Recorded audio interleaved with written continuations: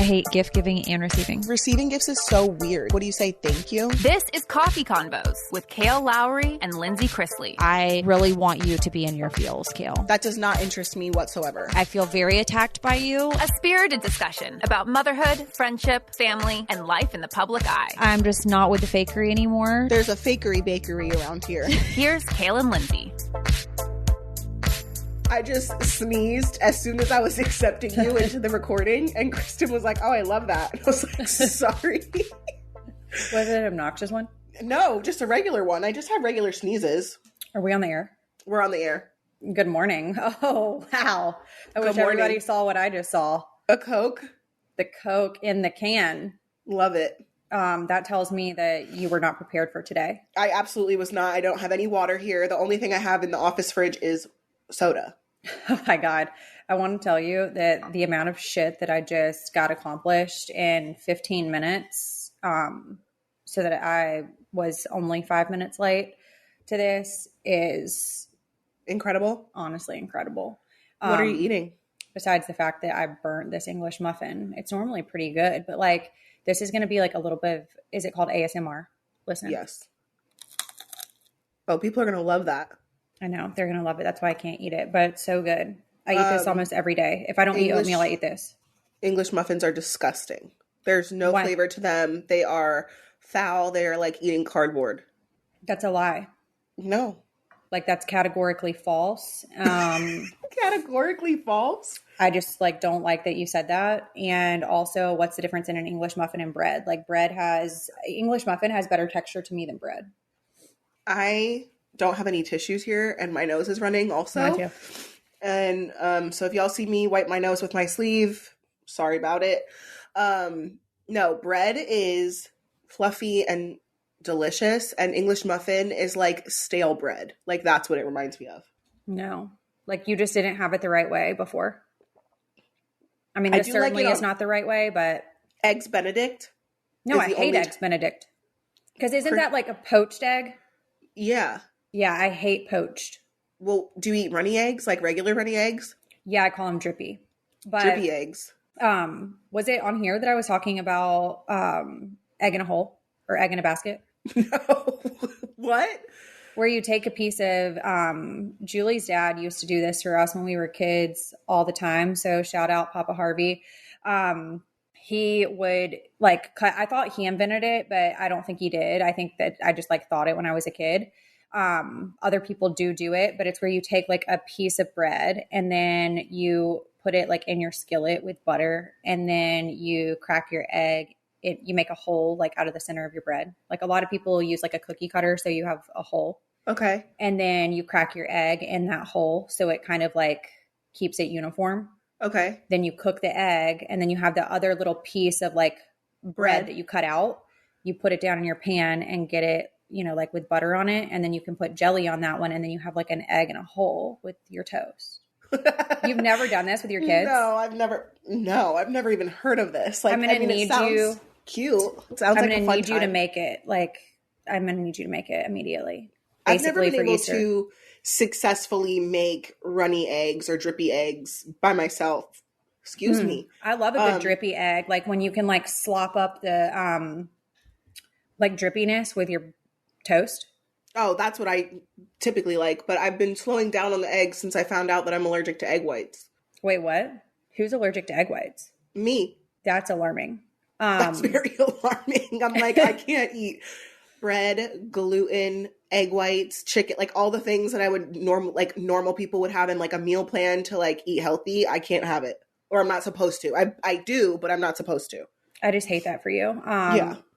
Apologies for anybody who is seeing this video in advance, but like after the fact also that my titties are just out. This is like the best tank top ever though. Look at that. They look good. It almost looks like the one I have on. This is like the best. And can we talk about... Where is that from? Amazon. So is mine. Yeah. We need to be linking this shit up because whoever does not have these like immediately needs to add it to their closet. I wonder if we have the same ones. Does yours come in a 4-pack? Mine came in a 2-pack specifically because I wanted to try the 2 before I wanted the 4. I wonder if we're wearing the same one. Wait, are we different purchasers in that way? Like you'll buy, if it seems like a good deal, like you'll buy the bigger pack just like in case you like it? I didn't even think to buy the 2-pack. I bought these to go to Thailand, and I was like, it's a 4-pack, and I just assumed it was the same kind of like material or whatever as other ones that I bought. So I didn't even think to buy the 2-pack. I just went for the 4-pack, and I never tried them. So the fact that you just said you wanted to try the 2-pack before you got the 4-pack is something that I should be doing. So thank you for that. I think I'm going to become a consignment store person now. I think I'm going to start selling my stuff on Poshmark. I'm not even kidding. No, like, because I feel like we just waste so much, and you need to get the fuck out of my head, because I literally passed a thrift shop when I was taking the kids to this jumping place the other day. And my friend Emily was with me. She has 4 kids. I had 4 kids. And we're walking by the thrift shop. And I said, I'm actually going to go in there because there was so much stuff. I didn't go in. I'm going to go in. We should do that. Let me tell you what my nanny does. Like, and I feel like maybe I'm becoming her as I start aging. When we moved to Atlanta, she would go to the Goodwill, like, because they had like really nice stuff at this one. And she would buy like all this shit. And it's like, why do you need, like beer steins or something? Is that what they're called? Stein? What is it? Like a beer, like a stein. Isn't that what they're called? Like, what is it for? I don't know. I think it like happens in another country or something like that. What People the fuck are you probably talking correct about? me, but it's like something that you like put beer in. Okay. Okay. And she would like go and buy all of these collectibles, or she thought they like were antiques. Collectibles. Yes. Oh my And God. she would put them in her little like cabinet that had like clear glasses and stuff. Yeah, like a china cabinet sort of thing. A china cabinet. Yeah.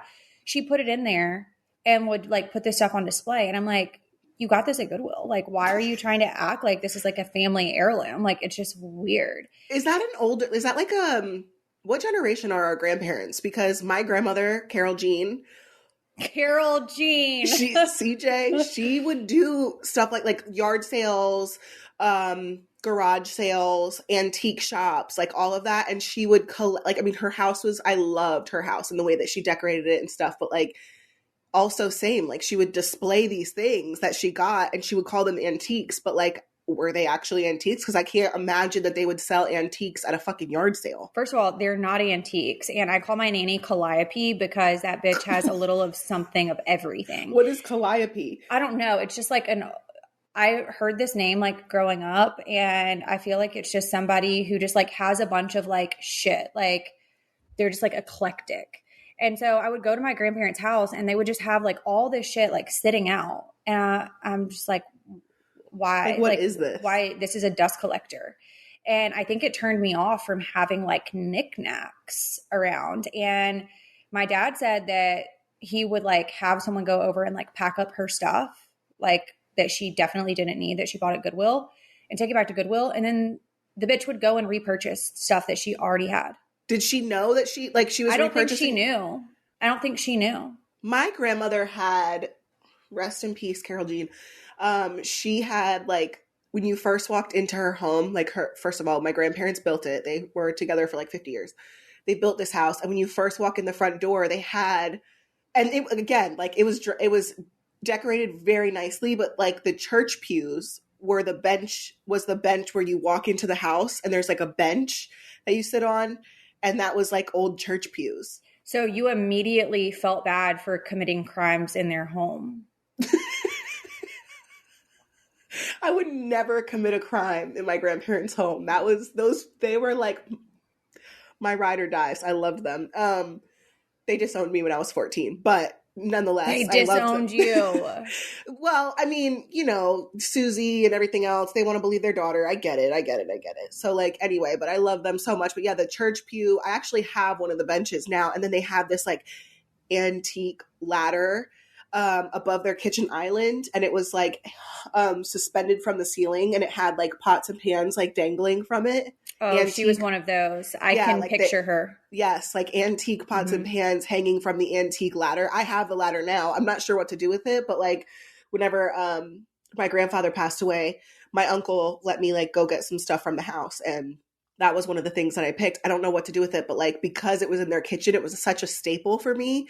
I've looked on Pinterest and stuff, and I've seen like the way that people like repurpose ladders, but like, I'm not Farmhouse, so I got to find something that works for us. Trust me, I know that we are not Farmhouse. I always wonder, like, do you ever just like look at real estate and you go on these real estate websites to see houses like basically around you just to be nosy to see what they have? Yeah, and they're all Farmhouse, every single one of them. Like literally everyone. And you'll see where they have like their pots and pans and shit like hanging from hooks like around their stove or whatever.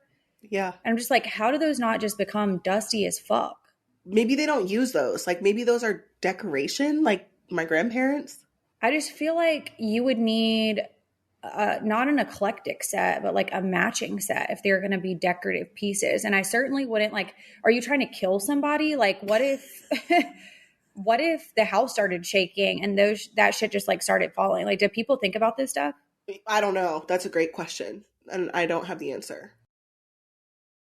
KiwiCo is a go. We love KiwiCo. And they have crate lines for just about every single age group. I have kids of every age group. And we keep these on hand for summer projects, days off from school, snow days in the winter, and just to kind of do something different and engage the kids in another way. We put the screens down, TVs off. And it's just a good way to kind of just come together as a family or have something to do, especially because they take the legwork out of doing crafts and projects. I don't have to go to the store to get anything. The KiwiCo crates come fully loaded with everything that you could need for the said project. I absolutely love KiwiCo too. Jackson loves it. It's so nice.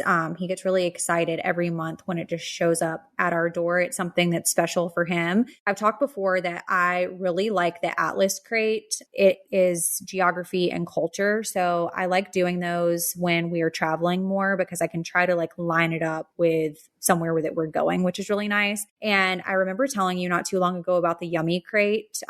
It's the science of cooking. Have you tried it yet? I have not tried that one, but you did tell me about it. And I absolutely love it. If you guys have never tried KiwiCo, it is great from infants to preschoolers, teens, and beyond. They're real engineering, science, art projects with high quality materials, and there's something for kids of all different ages. So if you guys want to redefine learning with play, explore hands-on projects that build creative confidence and problem-solving skills, you can do that with KiwiCo. Get 50% off your first month plus free shipping on any crate line at kiwico.com/coffee. That's 50% off your first month at kiwico.com/coffee.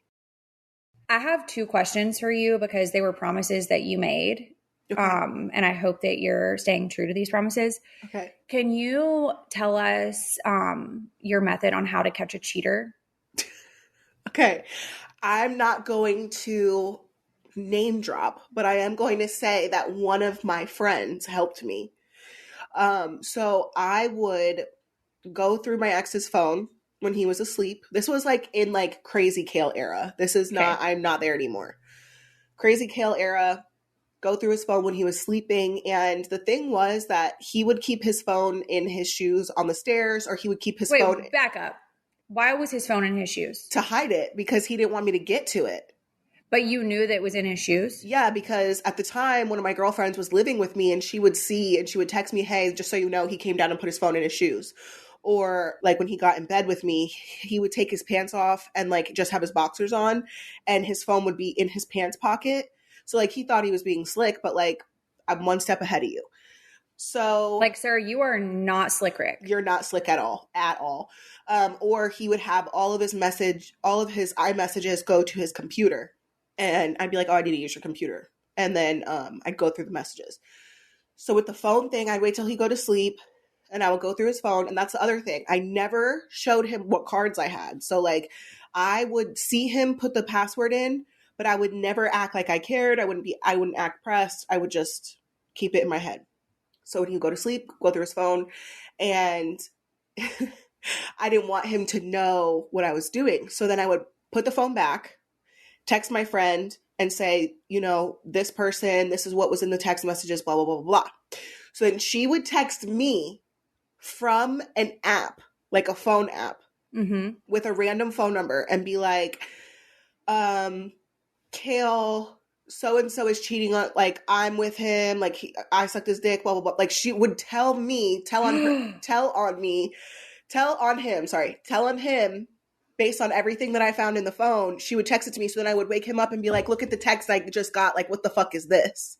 And he would admit it every time. But my dumb fucking ass never left. Like, I would leave, but then we would get back together. So it's like, if I'm going to stay, I need to shut the fuck up. If I'm going to get back with him, I need to shut the fuck up and not go through his phone, because at the end of the day, I was going to get back with him anyway. Yeah, it came with all these apologies and promises and I'll never cheat again. And it was a weak moment for me and this, that, and the third. But I loved him. So I believed him every time and I got back with him. But like, it worked every single time.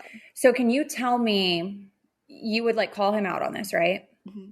He would admit it. Mm-hmm. And then you would be like, I'm so fucking done with you. Yeah. And then he would leave, or you would leave. Like one specific time I left and he followed me home and was like, no, like almost in tears, crying, like begging for me. And then at one point on a different occasion, he got on his physical knees and was bawling. So obviously I believe that.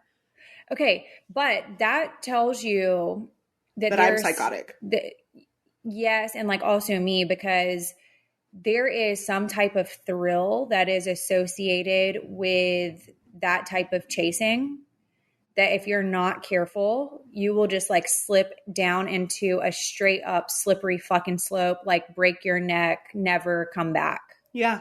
And it was just like, I think that's kind of part of the cycle, right? It was like he's fighting for me. Mm-hmm. Where if it was someone else who didn't show that same emotion and didn't fight for me, I would be like, see, I knew it. You never loved me all along. But why do they do that? That's what I'm trying to figure out. Like, why do people cheat, beg for you back, go through that whole process just to do it again? I think it a thrill for them too? Maybe some people. And I do think there are like serial cheaters, and then there are people who fuck up and they're not always a cheater. You know, like I don't believe once a cheater, always a cheater. For some people, I think they're serial cheaters, and he was one of them. I don't even think that he knows why he does it. I have two statements to make about this. Once a cheater, always a cheater. I was just having this conversation last night, and I don't think once a cheater, always a cheater, but I think once a cheater in a relationship that you've been with, that you have cheated on that person or been cheated on by that person, that there will always be an aspect of that within that relationship. Yes, I agree with that. So I think like if you that remove, relationship is kind of tainted a little bit. Yes. Yes, I agree. But I think you can go into something new. Yeah. And not cheat. Agreed. I agree with that.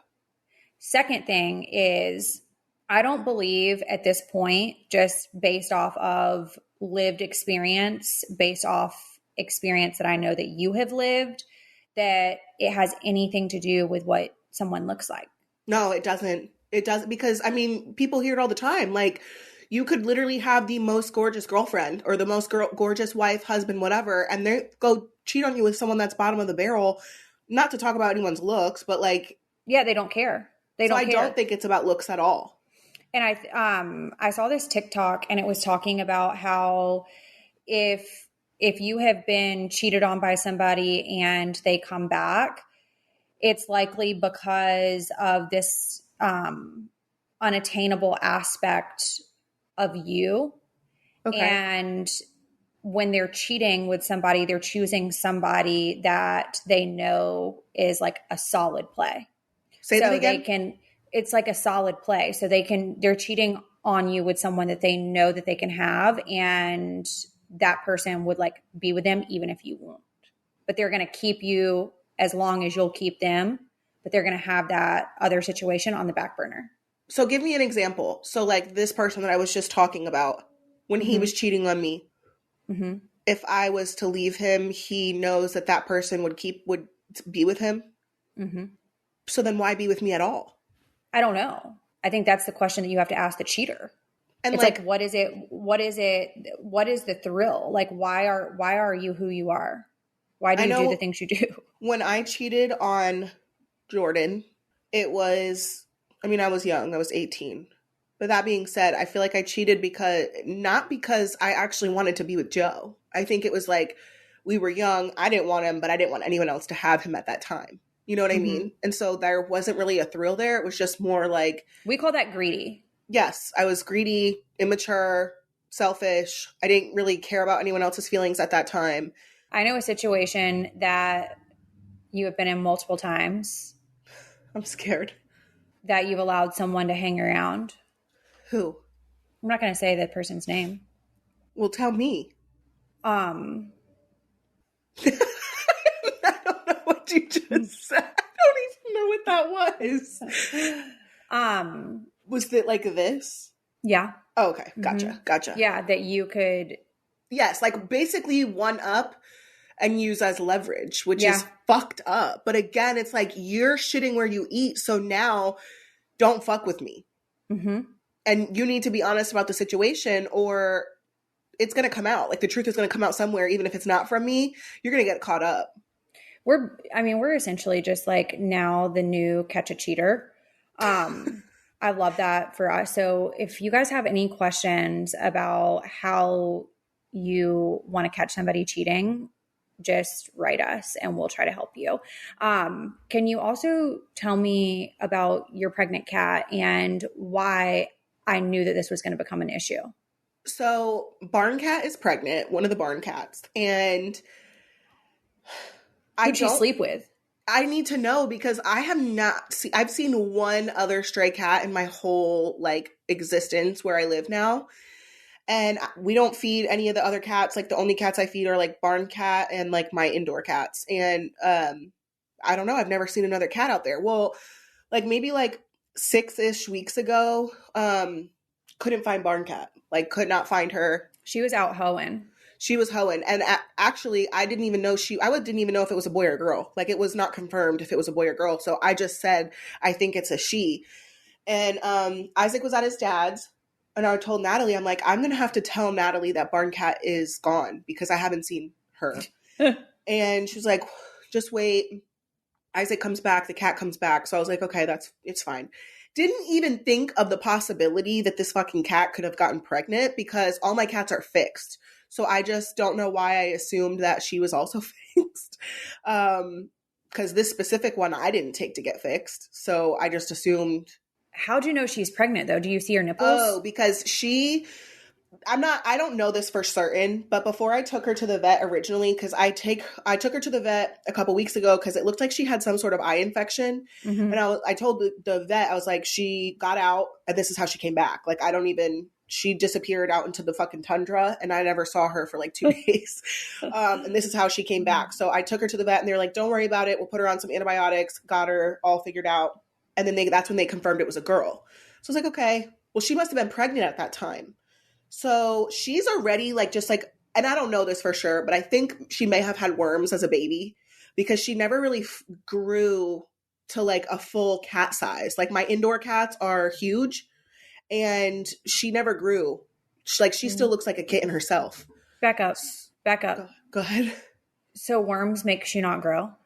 I don't know. I'm assuming if they have worms for a long period of time, it probably stunts their growth, right? Because you need the nutrients to grow. And if you have worms and they're eating all the nutrients that you're eating, I'm assuming. I don't know. I don't know. It's not like a fucking parasite. I think worms are a parasite. No one should listen to this podcast, honestly. Like the stuff that we say, like no one should. No one. So anyway, she's a naturally, like she looks like a fucking kitten herself. Like she never grew to full size. Get back from Thailand and me and Nat are looking at her like, wow, she's really getting big. Like we go away for 10 days to come back and she's a different fucking cat. Didn't think anything of it. The next day, Lindsie, the next fucking day, she waltzes herself right in up on the couch and she rolls onto her back and her belly is like this and her nipples are enlarged. I said, this motherfucker is pregnant. Hussy was at pulling a Kail from 2009. That, you know what? That's exactly what I was about to say. I was like, you know about the enlarged nipples. Like, okay. I could not believe it. I have to tell you, and I'm not trying to scare you, but growing up, my biological mom had a cat infestation. Remember me telling you about this? Absolutely not. I don't remember you telling me about this. I'm pretty sure I talked about this on the podcast at some point, but she had these cats. We started with 2, And then they just started multiplying.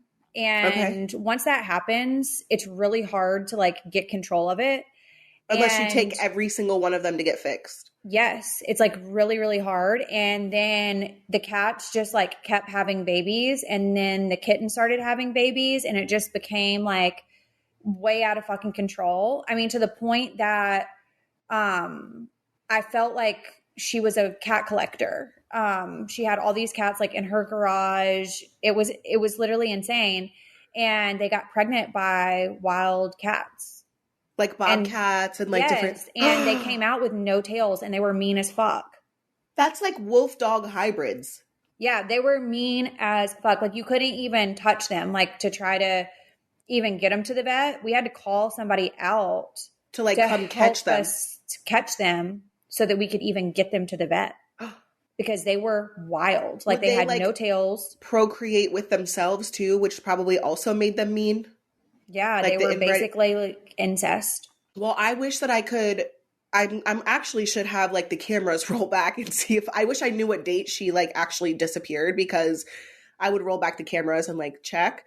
I haven't seen any cats around, so if it's a like bobcat or something, that's actually terrifying. Mm-hmm. My plan right now is as soon as she gives birth, I don't know how soon I can get her fixed, but I want to get her fixed, and I need to find out how soon I can get kittens fixed, because I don't want any of them procreating. Not just for like cat control population, but like for their health and safety themselves. You know what I mean? Oh, absolutely. Like I feel like that's a very, very, very slippery slope. Also, just want to tell you that I used to be like really into watching scary movies when I was a kid.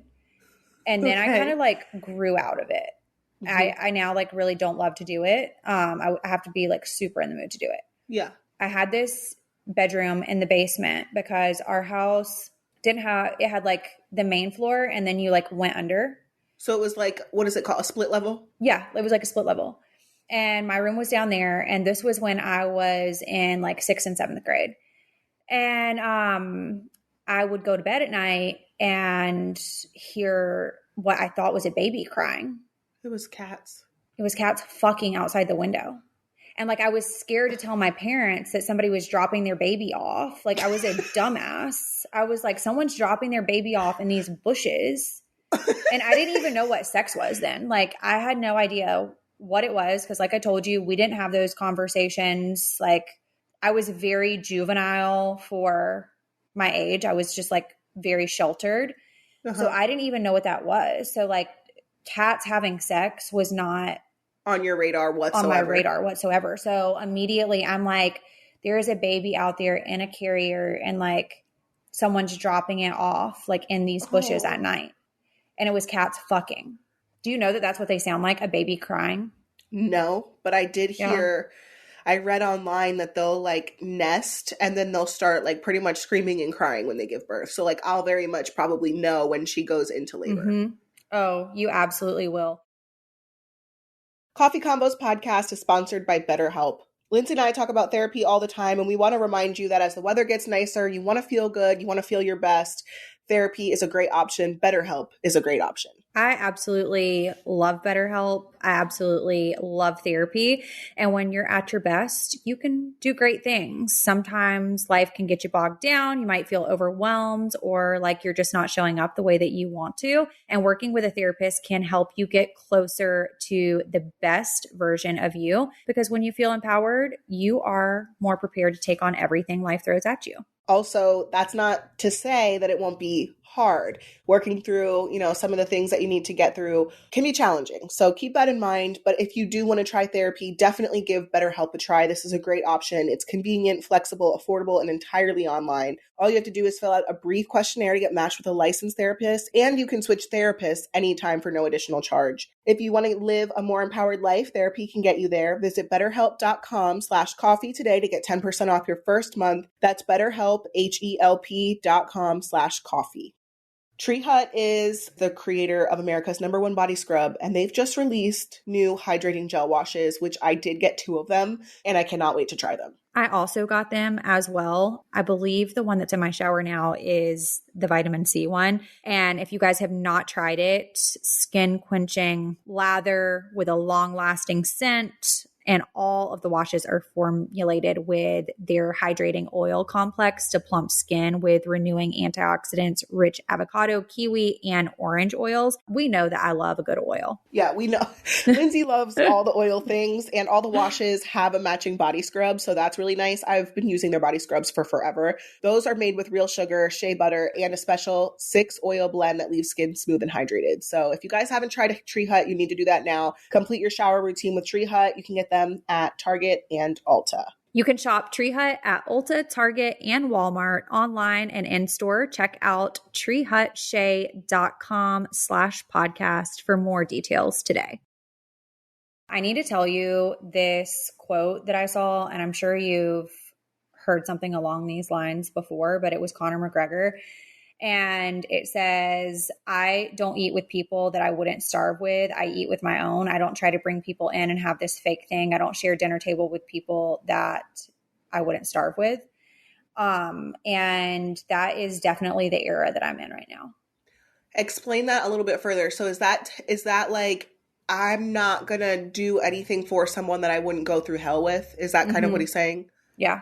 Like, I don't want just like extra seats at my table. Extra, right. That I can't go through like all of the life phases with. Does that make sense? Right. I think Will Smith said something along the lines of like, if you're not there for my struggle, you don't deserve to be there for my success. And that's kind of like goes hand in hand. Yeah. Like someone that's not going through hell with me doesn't deserve to sit there at the top with me kind of thing. Like, I have taken this to the next level of I'm proud of myself, but at the same time, it's almost scary because I've cut so much noise out of my life. And so when it's silent, that's almost scary too. And I think it's just because I've had so much chaos around my life for such a long period of time that now that it's gone, like it's almost like you don't know how to function without it. But that's not to say, like, I don't wish you the best and want you to succeed and sit at your own table. There's room for all of us at the top, just maybe not with me. I don't want to go through hell with you if you're going to make it harder to get through shit that I'm already going through. Yeah, like I only want to go through hell with somebody who's willing to hold my hand through the fire and then we're coming out on the other end. Right. Like if you're just going to hold me back while I'm trying to fucking jump through these fire rings, then you're not for me. Like when I tell you, I probably text 5 people. Like 5. You and Kristen are 2. I follow Bunny Hedaya on TikTok. Do you know who she is? Is that Jelly Rolls? No. I'm like, Bunny? This other girl, Bunny Hedaya, she's like a pilot, and her husband, I believe, is also a pilot, and they homeschool their son or whatever. They're actually going through a divorce, I think. Oh, wow. But she caught a lot of heat on TikTok because she said she has 30 best friends. 30 best friends? Yeah. I don't even know 30 people. She said that like she has 30 best friends that she texts on a daily to monthly basis. I don't even have time to do that. So how do you feel about that? Like having 30 best friends? No, because you don't have 30 best friends. Why though? Like you just don't. Like I feel like you have a lot of friends too, and it's kind of like alarming to me. I don't now consider them friends. Like they're acquaintances. I don't invite people to my house anymore. I don't have like people in and out like I used to. Like I just don't. I would consider the people that I talk to, a lot of them are acquaintances. They're not my friends. But see, I won't even talk to acquaintances. You can literally confirm this with Kristen. Like I believe you. I don't. Like I just talk to my friends. What would you consider an acquaintance? Just someone that you know from Jackson school, or like you know of them? Yeah, like I know of them. I mean, I'm not going to go out of my way to like be mean or rude to anybody. Like right. I'm always going to be like nice. And if I see them, I might carry on a conversation with them. But it's going to be one of those conversations that's probably like very surface. Like I don't want to know your business and I don't want to in mine. Okay. You know? Yeah. Like I'm not going to open up to that person. It's going to be like, hey, how's your family? You know, shoot the shit a little bit and then be like, okay, I'm about to be on my way and I hope you are too. So like maybe at like basketball with one of the parents. That's how it would go. Yeah, same. Mm-hmm. But like, I just don't like, why does acquaintances need to be texting me? No, I don't think acquaintances need like text your friends. Like no shame, but don't text me. So what do you do if someone that you consider an acquaintance considers you a friend. Because that's me a lot of the time, is people think that I'm their friend, but they're an acquaintance to me. That's because you allowed them to let them think that you're their friend. Because so what would you do if someone... No one thinks that. Like, literally no one thinks that. You're like, I wouldn't give someone the chance to think they're my friend. No. I will be honest with you. I think within the last 3 years, because I've just been through so much with a public divorce, my parents' stuff, there's just been like a lot that there is no question. Like nobody thinks that they're my friend that's not my friend. Like nobody. And that's not to be rude. It's just like, no, not at all. I like my people and they're my people. And then I don't care about the other people. And I wish I was like that, but I feel like I'm too nice to people. And then they think we're besties and we're just not. Like, what would you do? No, I definitely have that situation. And you set yourself up because then they be thinking you are their friend. How do you not, how do you draw that line without saying, like, blatantly, you're my acquaintance, I'm not actually your friend? Like, how do you say that without saying it? You do it in your approach of your acquaintanceship. You know what I mean? Like, no. You're just like, oh, like, I hope you have a good life. Like, what? No. Okay. So like, let me come up with an example. Okay. I'm at football with Lux. Yep. And someone walks up to me and they're talking to me and I'm talking back, small talk or whatever. How do I let them know in that conversation that I'm talking to you as an acquaintance, not as a friend? Because you're not going to that level of friend conversation. There's a difference between an acquaintance conversation and a friend conversation. So when they take it too far, what do you do? Go somewhere else. I just will be getting up. Okay. So you're like, okay, I'm going to go get a drink. I'm going to go run to the bathroom. I'm going to go to the bathroom. Okay. Going to go put on some lip gloss. Going to run to my do car. anything but this. Do anything but this. Okay, got it. That's what I'm going to be doing. I'm going to try that on next Sunday when Lux has football. I will be trying that and letting you know how it goes. I love these case studies. Are you also going to make egg in a hole? Yeah, I'm going to try that as well. I might have Elijah try it first and then I'll replicate.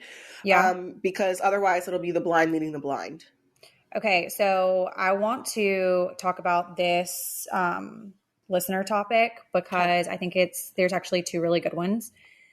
Should people in relationships and marriages be able to go on vacation without each other? And I feel like my answer to this looks different today than when I'm going to say my first marriage in case I get married again. I am going to go ahead and say yes, they should be able to. And I don't know why be able is in quotes. I'm not sure about that. Because I think they're saying like allowed, you know? Like, oh, okay. Like, be allowed. Here's the thing. I have to fill my own, just like being a parent, you have to fill your own cup before you can fill anybody else's cup. If you're in a stable marriage or you're in a stable relationship where you're not worried about cheating or this, that, and the third, why the fuck not? Why can't you go on a trip without your significant other? Like that takes me back to the point that I was saying, once a cheater, always a cheater, or not always a cheater. I think that if you have toxic patterns in a relationship that exists and has ever existed, then that's where this comes into play because there's not enough trust for this to be able to happen. But I think that if you never break trust from the jump, why wouldn't this be a normal situation? So like, for example, Elijah and I told him off rip. I was like, I go on a lot of trips, whether it's a work trip, a fun trip, a kid trip. I like to travel. That is a number one thing for me. He said he would go, but he also doesn't have the same sense of like urgency to visit around the world and like to go here and there and everywhere. If he happens to get his passport and I'm going somewhere, he would come. But like that too is like, he loves to tinker and do shit in the garage and like build shit and like mow the lawn and like stuff I'm not interested in. I'm interested in traveling. Why can't we coexist and be in a stable relationship where those, I like to travel in my time and he likes to do the things that he does in his time. And then we have separate stuff that we do together. I feel like you absolutely should be able to do trips. That's my opinion. Like, let's say I was in a relationship with somebody that likes to do, let me think of something I don't want to do. Go hunting, for example. If you think I'm waking up at 2:30 or 3 o'clock in the morning to go sit in a deer stand, you're absolutely no. out of your fucking mind. Immediately no. Like, you Off are the going on table. that trip. Never Like, that's doing off it. the table. You are going on that trip on your own. And I don't care, and I'm not going to blow you up. And quite frankly, if you are sitting drinking beer in a deer stand for however long, honestly, that's a babysitting service for me. So, like, good. Like, I'm glad that that's what you're doing. That's a babysitting service. Also, I have no interest in the fucking world to go snowboarding or skiing. If you want to go on a snowboarding or skiing trip, I'll see you in a week. I'm not interested. There's a lot of things that I'm not interested in, quite frankly. But there's a lot of things that I'm also interested in. And here's another thing. Like, I'm okay with going on a trip with someone, and let's say like I'm in a relationship with this person and they like to do things that I don't like to do. Like, I'm perfectly cool with them going and doing their own shit, like on that same trip. Yep. And me doing my own shit on that trip, because everybody should be able to enjoy, right? Yeah. Of course. And that goes for like friend trips too. Like, if you and I went on a trip and you want to go sit by the pool and I want to go ATVing, that doesn't piss me off in any way, shape, or form. Like, if you want to go get dusty as fuck and I'm sitting by the pool drinking a mojito, like, that's on me and that's on you. Yeah. You know? I agree. I definitely agree with that. I'm glad we're on the same page with that one. I think it not only like does cheating like come into play in that situation and like a trust thing, but I think also just overall stability in a relationship and having the confidence within yourself, not just in that relationship, but just having enough confidence within yourself to know, like, okay, this person has interest and wants to do things and like wants to spend time with other people, and I want to do, you know, things and spend time with other people, and we're always not going to want to do like the exact same things, and that should be okay. At the point that you are in a relationship where you feel like you have to babysit somebody and check in with them like they are your teenage kid, then you need to be out of it. Have you ever been in a relationship where you did not want to travel because you didn't want to leave said person by themselves? Yes. Because of cheating, not because you felt bad leaving them? Because that's probably one of my darkest relationships, was when I was like, didn't want to do work, did not want to go on work trips, did not want to do anything because if I was afraid if I left, they would cheat. And like, obviously they're gonna find a way to cheat whether you're in town or out of town. But there's that. Do we know why I have not been on trips for like the past, since September? Because literally every trip I went on in this relationship that I was in, the person would come back and cheat on me. Even if they were with me on the trip, would come back and cheat. But like, why? Like, I need to know for serial cheaters, like, why? I need to know what the why is. I think some people are very scared of commitment, and when they see it right in front of their face, they want that, but they don't know how to do that. Well, that makes me go back to the conversation we had weeks ago where men will marry whoever's in front of them when they're ready to settle down, not necessarily who they're in love with. And I mean, that could very well be true. Because I mean, it's unfortunate mindset, but could be true. Couldn't be me. I love Care of. I've been taking their vitamins and supplements for probably 3 years now. I do take them at night. You guys know this. I've talked about it a million times. Care of is a subscription service that offers high quality, personalized vitamins, supplements, and powders. They're conveniently shipped to your door every month. It's super nice because you don't have to have 100 bottles for each individual supplement. They come in these compostable packets, so you can just grab and go. And that's super convenient for me. It makes me want to take my vitamins, because if I have to sort out 100 vitamins every day, I'm just already not into it. I've also been using Care of for a long time as well and absolutely love the convenience of everything. But I also love that when you go on their website, you take a short in-depth quiz about your lifestyle and health goals, and you're going to get personalized doctor-backed recommendation that just helps take all of the guesswork out of what supplements are best suited for you. During my spring cleaning, I went through my little cabinet of stuff, and it was so nice to be able to just get rid of all of my bottles of things because I never use those anymore. And it's just that one little easy pack every single day. And it's just very convenient. I am looking forward to my trips coming up because I just feel prepared. If you guys want to try this, definitely go check out Care of vitamins and supplements. And for 50% off your first Care of order, go to takecareof.com and enter code coffee50. Again, that's 50% off your first Care of order. Go to takecareof.com and enter code coffee50. Okay, this is a second one. What is something that you would do for a husband that you would never do for a boyfriend? Made a huge mistake in dating Will. Made a huge mistake dating Suburban Dad, doing wife things for a boyfriend. And then by the time I got married to Will, I had set the tone and it became expectations versus like, I'm doing this out of the kindness of my heart. And like, I want to do this because it helps you or it makes you feel good or whatever. It was almost an expectation at that point. And I allowed it to be an expectation because I allowed him to expect it. I'm stuck on this one. I can't really think of. I'll tell you a couple that I did. Okay. I cooked a lot when we were in college. Okay. And early in our marriage. And it became a chore versus like, oh, like I'm very thankful that, you know, she does this. And I'm not saying that I need to be praised for putting a meal on the table.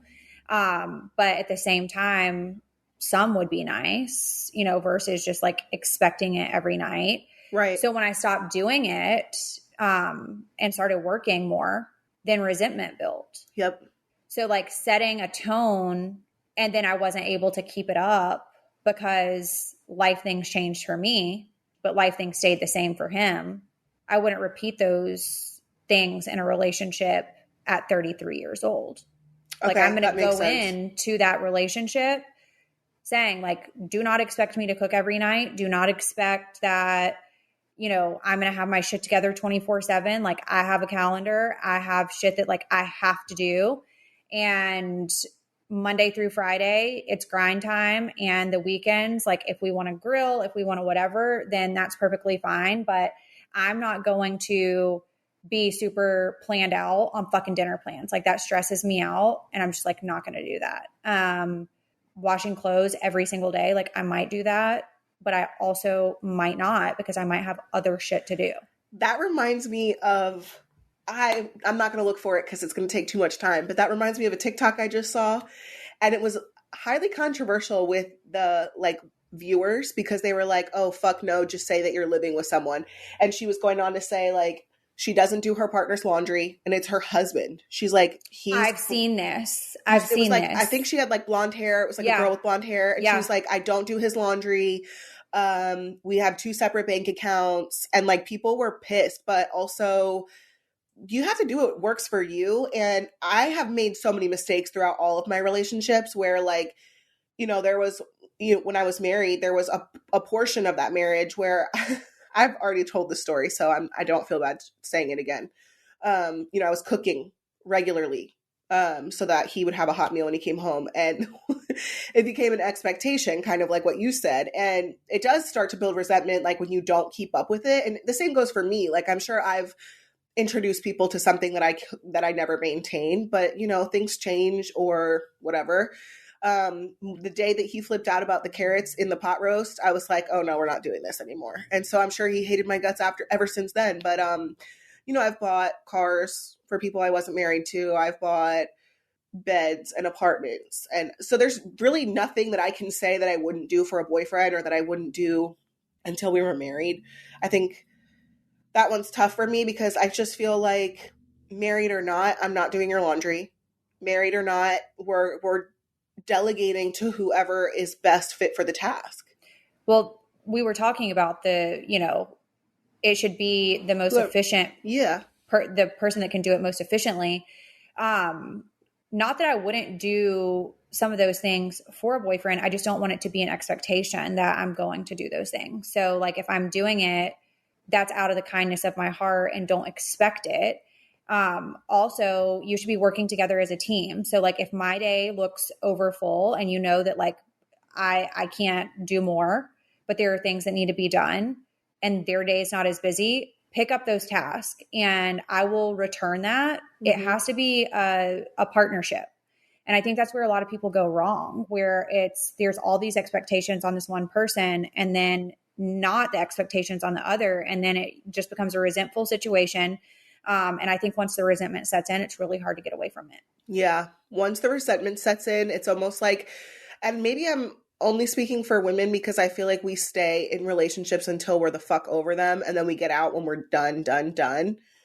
Once the relationship builds, for me at least, I'm like, you can't get me back after that. Mm-hmm.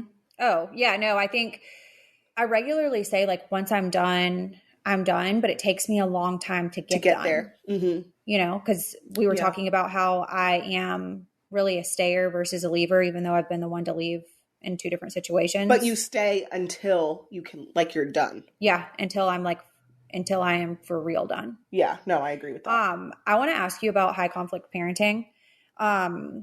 You had said that you wanted to talk about this, and question is how do you decide who has the final say in certain situations? I want to know. High conflict. Yeah, high conflict. I know you and Will have been high conflict at some point, and I've been high conflict with my situations. And so I guess my question is, you had mentioned before you have it in your co-parenting plan that, you have final say on medical, he has final say on sports. So you did your plan after I did mine with my high conflict situation. And there's a lot of things that are very ambiguous or vague in mine that is really frustrating. And the way I feel like it was handled was very frustrating because there is nothing in there that says final say. And the judge knew very much so that we were high conflict. So I just feel like that should go without saying that it should be included. Like, you shouldn't have to ask for who has final say, because when you're putting two high conflict parents into a courtroom and you're laying out I'm saying if it comes to the judge's decision, which it did, why are you not including who gets final say? We clearly could not get through mediation, not once, but twice. Mm-hmm. We had to have somebody come in and do huge, all-inclusive evaluations on both homes, watch how we interact with the kids, what kind of house do we live in, all of these things. I mean, our parenting plan is probably 40 pages, and it has like the summary of like what she found and like all of this stuff. And I just feel like, why is that not included? Who has a final say? So one, we live in two different counties, two different school districts. We live an hour away. Who gets final say? It doesn't make sense to me. So I think it's pretty standard in the state of Georgia that there are 4 areas that, one or the other parent is, going to have the final say. And most custody plans that are parenting plans that I am aware of, it is normally set out something like, okay, education, medical, extracurricular, and religion are the 4 areas. Right. And there's some type of clause in there that says that, you should try to reach agreement before the final sayer makes the ultimate decision. So like if I, for example, take Jackson to the doctor, I always am the person that has always taken him to the doctor, every medical appointment, whatever. I always let Will know what's going on and keep him informed, because not only is that the right thing to do, I am ordered to do that. But even if I wasn't ordered, I still would do that. Let's say there was a disagreement for some reason about something. Like I wanted to give him an antibiotic, but Will didn't, or vice versa.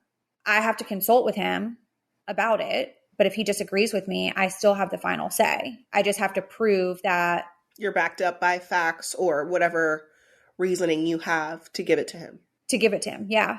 I have heard people, actually recently, I have heard someone where they alternate odd, even years on decision making for that stuff. But what about things that are not that way? Like, what about haircuts, piercings, school sports, school districts? What about travel? Like, what if someone is involved in a travel sport and one parent that has the child 50% of the time does not participate?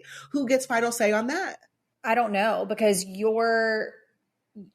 have a situation of high conflict, and some of the things that you experience, I just don't have the experience. And I think that I could go out on a limb and say I won't ever have those experiences. So whereas my parenting plan is pretty thorough, it also doesn't have anything about like piercings or...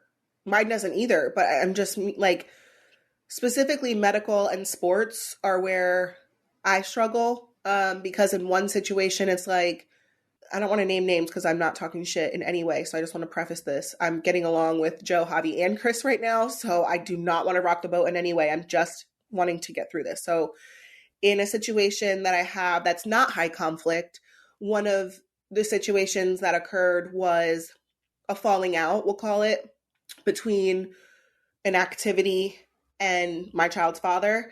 And child's father said, my child is not coming back to this association. And so for me, it was like, why do you have a final say on where my child is going? Because it's my child too. And this is the only association of this activity that we've done. So this is what we know. This is where his peers are. This is where his friends are. And we've had a good run with them for several years. So like, does he have final decision making in extracurricular? There is no one has final say. See, coming up Easter, it was so sweet. He woke up the other morning and we were just laying in the bed and he was like, Mom, Easter is my favorite holiday. And I told you, I always do like big Easter baskets and, like we kind of go all out for Easter. And I grew up that way. We always went to Julie's granny's and it was just a big to do. And I text Will because I don't have him for Easter this year. It's been hard because it's his spring break right now, and him being away from me for a week is really hard. But then spring break and Easter kind of like go together. So I lose spring break and Easter. But it's okay because Will's allowing me to have him 2 of his days of spring break so that I can celebrate Easter and do like all of my Easter things ahead of Easter. And so I think that if you can get past the conflict part and be solution oriented, then you guys can find a way to work together, hopefully. But you have to have a pattern of doing that. I mean, right now, you have to start somewhere. On Sunday, Chris, I saw him at the football game and I'm like, please, let's just do a truce. Like, whatever it is going to take to do what we have to do for these fucking kids. Like, I love the kids. You love these kids. Like, please, let's do a truce. So we've been getting along this week. And we're like, what's today? Tuesday. So it's only been a couple days. Actually, that might have been last weekend. But it feels good, right? Even if it's a couple days. Yes. I think it was actually last weekend. I don't think it was this weekend. No, I know for a fact. So it's been at least a week. So I'm like, and it just feels good to like I texted him yesterday and I was like, hey, like, do you mind not cutting Creed's hair like that short? Because they have this thing in their family. I won't say what it's called because it's his dad's last name. And I don't know if he'd ever put that out there, but it's this big lump on the back of their head. And Creed has it just like Chris. And I was like, if you leave his hair a little bit longer on top, it doesn't show the back of his lump. And he was like, yeah, no problem. So like just being able to get along for something like that. And then surprisingly, Javi said hi to me at Lincoln's basketball game over the weekend. So I was like, okay. I was like, we don't have to be best friends. We don't have to have a conversation. But you saying hi, good morning to me was like, okay, we're at least getting along. Like, or we can at least be civil in the same area. Like, I'm happy with that. I want everyone to be good. I don't care if you never fucking talk to me between now and the next game. Like, that's fine. But if we're at a point where we can say hi to each other, I know that we're capable of getting past that conflict part. It feels so good.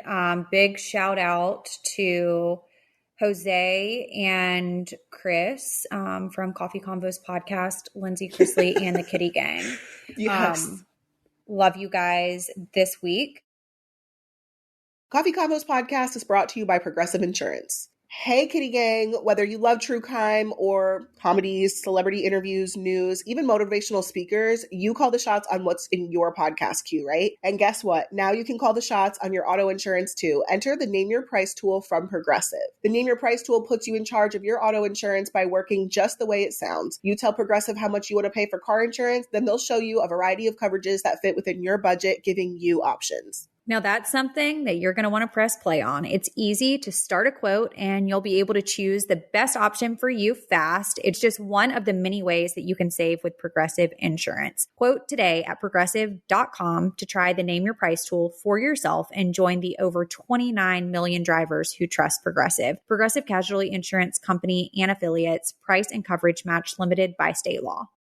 All right, let's talk about something you guys can do in your free time, whether you're waiting for your kids at the school in the pickup line or you're in a doctor's office in the waiting room. Mobile games are a fun way to pass time, and Lindsay and I have talked about a few on here, especially when there are really charming graphics and laid-back gameplay with a full story of scandalous secrets. For the perfectly cozy game, you guys can download Love and Pies by Trail Mix Games for free. It's a casual merge 2 game where you build your very own cafe, combine ingredients, and uncover a story of drama and romance. You're going to play as Amelia as you take over the old family cafe and restore it to its former glory. And you'll meet a diverse cast of characters as you uncover a family story full of secrets and laughs. And honestly, like, who just like does not love secrets? I think my favorite part is being able to decorate the cafe and surrounding area with items that you design. I just love a creative moment in a game, so that's my favorite part. And they aim to create a safe, empowering space for players of all ages. So I do want to mention that with each beautiful game they create, they're fostering a culture of trust, respect, and creativity. So for a tasty mix of love and drama, download Love and Pies for free today. That's Love and Pies, free to download on the App Store or Google Play.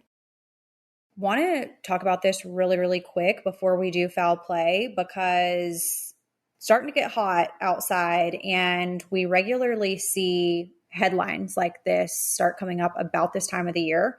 I know that you've already seen it. It says Florida grandmother charged in the hot car death of granddaughter less than a year after grandson drowned while in her care. It says a Florida woman is demanding prison time for her own mother after her 2 young children died less than a year apart while allegedly in their grandmother's care, one in a hot car death and the other in an accidental drowning.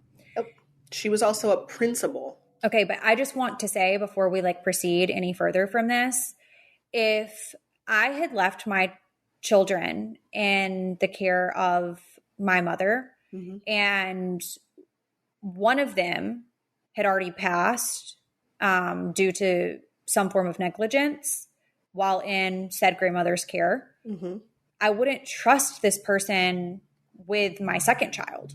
No, absolutely not. And I was watching an interview between the parents, and they were saying how they didn't allow their oldest to go with the grandmother because they didn't trust her. So something was very weird about that. So you didn't trust her with the oldest son, but you trusted her not once, but twice with the little 2, and they both died. So it says that she was arrested and charged in November 2022 with aggravated manslaughter and leaving a child unsupervised in a motor vehicle. Also, let me just mention to that point, my last vehicle was a 2019, and then my current vehicle is a 2021. Both of them have the backseat reminders on them.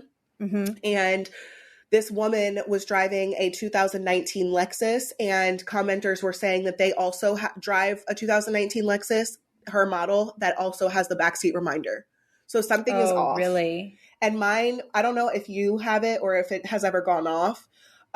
specifically says on the, like, where the dash is, like with all the odometer things, it says check your back seat, reminder, check your back seat or whatever, and it dings like an alarm. So it's like, if you didn't see the dash, like it's ringing, so you have to check the dash to see what's going on. And it just happened to me yesterday when I was pulling in the garage, getting out of my vehicle. It said, don't forget to check your back seat. So like something is not mathing. So it says that she was asked to watch the granddaughter while the mom was at a hair appointment. Mm-hmm. And it said that she drove to a restaurant with her friends. They left the restaurant around 1:40 p.m. Security footage showed that she put the granddaughter in the rear car seat and driveway, and said that she drove about 10 minutes to her home, parked the car, went inside to talk to her dog and practice the piano. For a long time. For a long time, right?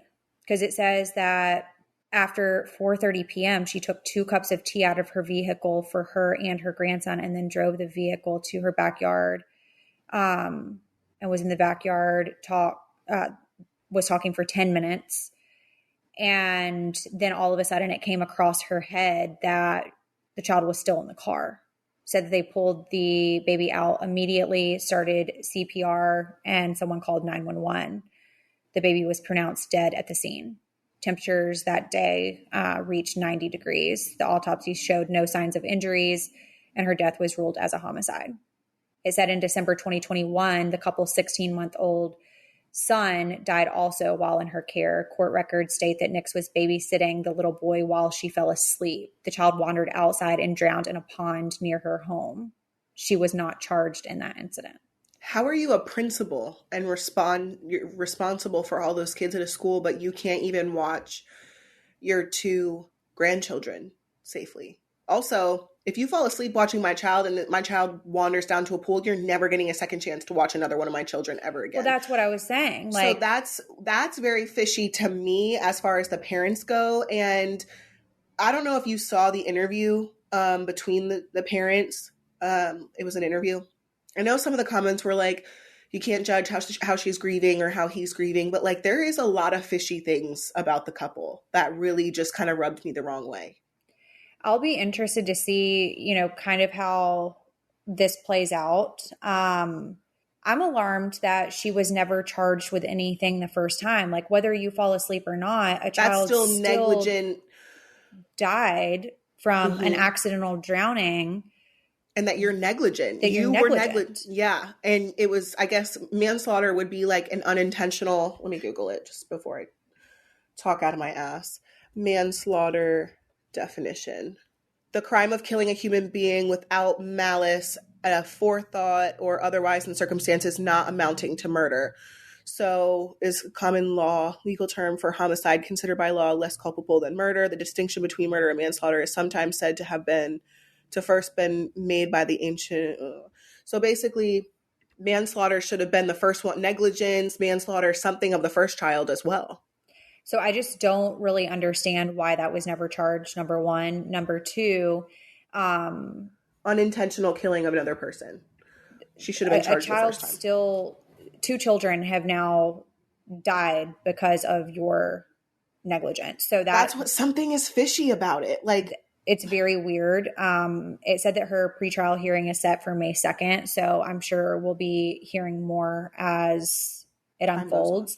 Yeah. But there was a case in Georgia years ago. I think it was in like 2018 with a little boy named Cooper Harris. And it was also a hot car death. The dad worked at Home Depot corporate. Yep. I remember this. And I was very, very invested in this case and so alarmed by it. I will post the Wikipedia because it does a pretty good job of covering the story.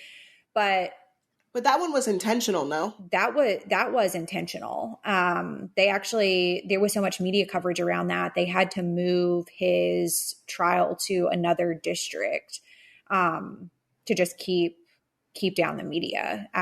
It was really insane. But I mean, that case was so crazy. like we've said before with technology today, why people would think that they were going to get away with anything is insane to me. He was researching all kinds of shit about how long it would take for a small animal to die in a hot car, on like his work computer. They see his iPads, all different kinds of stuff. So I will be interested to see what actually comes of this situation, because I agree it's very fishy.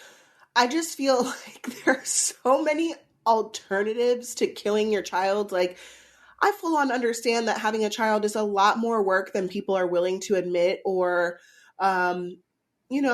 maybe they don't want to be the bad guy. They don't want to go sign off their rights. They don't want to go put their child at a fucking fire station or a church building or whatever. But like, if you think you're going to get away with it, like while I was Googling manslaughter definition, I'm like, if I ever am under some shit and they look on my phone at my computer at what I Googled, and there's manslaughter on here. Thank God we're recording so they can understand the context. But like, yeah.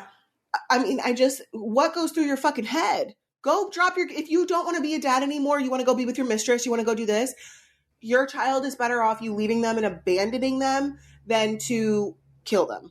Go tell your wife you need to sign off her rights and you're not fit to be a dad. One of the biggest problems today is lack of mental health awareness and seeking professional help for mental health issues, because you cannot tell me that this person, especially in the case of Cooper Harris, that there were not mental health things going on. Like, no one just like Googles the type of shit that he was Googling. Well, at the moment that you're and I guess it's not cut and dry, and that's where I struggle, is like some people with mental illnesses, like myself, I have depression, but like it came to a point where like people in my corner were like, you need to get help. There were signs that people, Kristen and Natalie were like, you need help. I also had to accept that, and I do, and I got the help, and I'm on track with it. But I guess there are people who have mental illnesses who are not willing to accept that. And so maybe they just can't, but like, at what cost? Like, at the moment that you Google or you're thinking about killing your child, you don't think to just go get help. Even if you don't get help for yourself, but say, hey, like, I'm having these thoughts. I need to go take care of me. Like, I need you to keep the kid for a while. And I guess that's where I have a hard time, because I haven't experienced that. Like, I wanted to get help for my kids. Mm-hmm. And so I guess it's really hard for me to see the other side of it. And I'm not trying to like, it's not a shaming. No, like, I don't want to shame anybody, but I guess at that point, it's just like, is it a mental health thing, or are you just fucking evil? I don't know. I mean, I do think that evil definitely exists, but I think that it is some type of like mental health issue and brain chemistry issue. Like, I am convinced of that. I've just watched way too much true crime, honestly. Yeah. Can we do foul play? Yes. I'm going to pull it up right now. Foul play, everybody. Okay. I'm currently out of town for my partner's birthday weekend.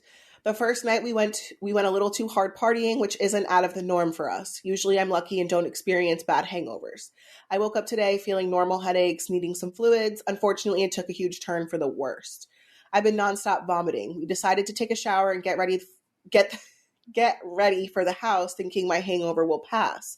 We made it to the ocean and was able to spend time at the ocean, then immediately needed to go home because I puked twice. I felt awful that I ruined his birthday trip because I needed to stay in the hotel room. He's extremely considerate and doesn't mind, and says we can have a relaxing day with peace and quiet. We have a toddler. We're sitting on the couch, laying down, watching Hulu, just trying to be brought back to life, as I was laying on the couch and felt the need to fart. Oh, no. This is a shart. Oh, no. Yeah, well, it wasn't a fart, and I sharted all over the hotel couch. He just laughs and tells me he loves me so much, and we end up laughing and making jokes. Just my luck. Okay. Well, that's a keeper for you. There's a couple thoughts that I have of this. Just how disgusting, like, we've talked about this before, like, hotels are. Like, the fact that we have a listener writing in telling us that she sharted on said hotel couch. Like, what hotel? Because I don't want to go to it. But I'm sure she had pants on, so I don't think it was like on the hotel couch, like actual couch. But like, it could have in fact have been. Like, what if she was strolling around like me with a large t-shirt on, no panties, and sharted? True. This is true. Like, or like, underwear, and that's a shark is for sure coming through the underwear. Like you can't be so sure. And that's what really alarms me about going to hotels in general. Like what is potentially in the carpet on all of the surfaces? It's when the Kristen told me that they typically don't wash the comforter. And that's what bothers me. Why would you assume that you don't need to wash the comforter? Like who told you that's allowed? If like if you're washing the sheets, which you should be. Oh, actually, Kristen and I just stayed in a hotel last week. And let me tell you something. You found a pube on the sheet? No, we came back from, you know how usually like if you go to like the breakfast or if you go out in the morning and you come back, usually they have come and done housekeeping, which is like the trash and like make your beds. I had taken a shower and I put the little towel that they specifically supply for the like the shower mat so that you can step out so that your feet drip on the towel. Uh-huh. So we go out for breakfast and we come back and I said, did you roll that back up? And she was like, what? And I was like, the mat that you step out onto from the shower, did you roll it back up? And she's like, no, why? I said, they didn't make our beds or anything else. They didn't clean up our room. They didn't make our beds. They did nothing else but roll up the fucking mat from the shower and put it back on the ledge of the tub. Like that to me. They didn't even restock our toilet paper. And it freaked me the fuck out because I'm like, what the fuck? Was it like a moment where they came in and then got preoccupied doing something else and like forgot to come back? I don't know, but I was just like, that's so strange to me. Like they did nothing else. And it's not like anything was on our beds because we only had carry-ons because we never made it to our destination and we were only supposed to be there 24 hours anyway.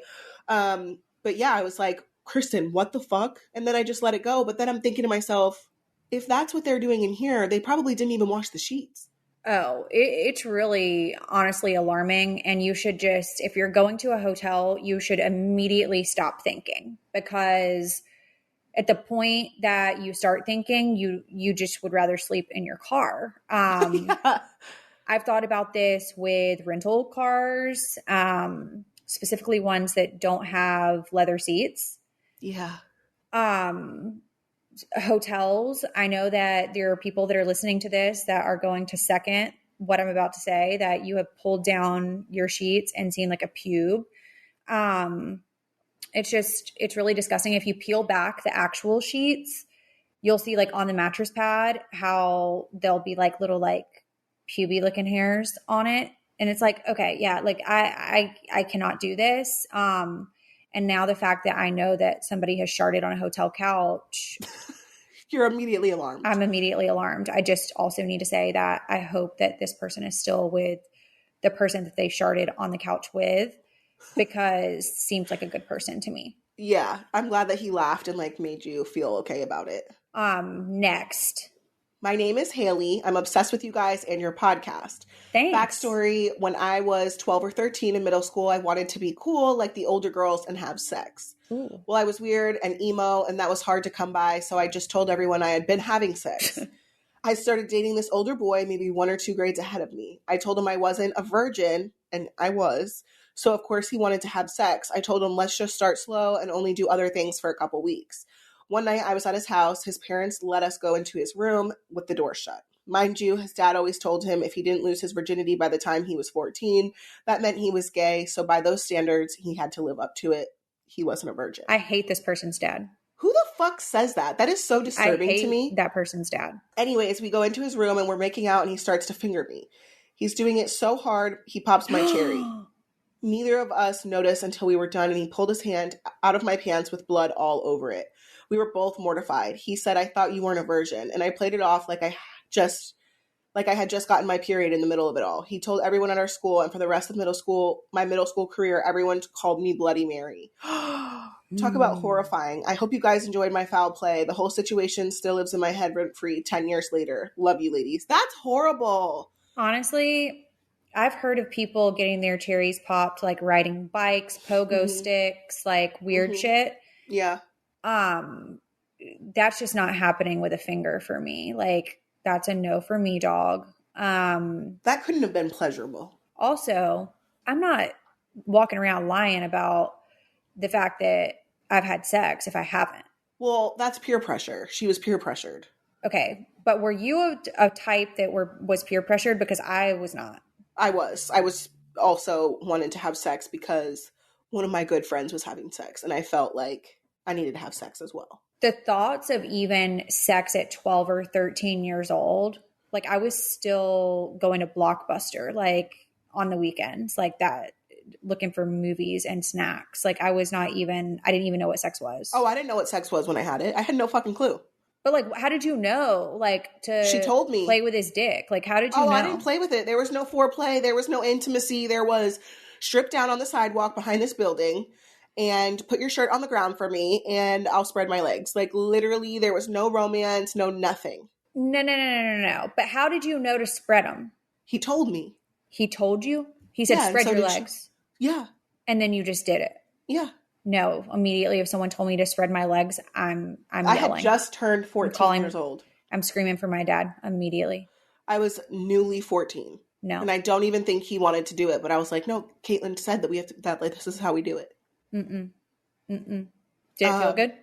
Absolutely not. Like you were terrified. I walked home and there was blood dripping down my legs. Wow. But like I used to like walk miles and miles away from my home and like meet up with him, or like later on when we broke up and I was best friends with his sister, like we would walk miles and miles to like meet up with each other, walk to the mall, walk here and walk there. Like it just like was a different time than like right now. Yeah, Kail, that honestly at that same time when it was like that time was also a different time for me than it was for you during that time. Like if someone told me to go behind a building on a sidewalk and put down a shirt, no. Immediately, no. I'm running to the first fire station that I see. No. Yeah. It was probably like midnight also. No. What were you doing at midnight on a sidewalk? Listen, my mom never asked where the fuck I was. She didn't ask who I was hanging out with. She didn't know nothing. She knew nothing. No, I just casually walked in the house and walked straight up the stairs. And that is why you are, I'm not going to say that's why you are. That is probably why you are the type of parent you are today. Oh my God. My kids can't get away with shit. Lincoln made one slick comment to me last week and I was like, oh, okay, bet. And now he doesn't have his phone. So bet. Try me if you want. Come for me. Okay. Gonna end on this. I want to leave you guys with this for the week because it was impactful to my start of my week.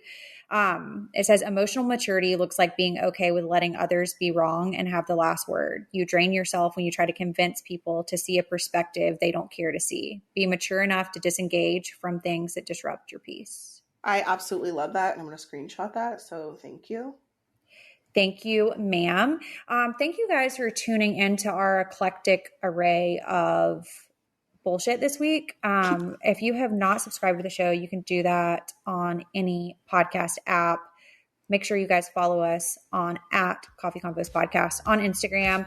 And you can always get your podcast first at Podcast One. Hope you guys have a great week and we'll talk to you soon. See ya.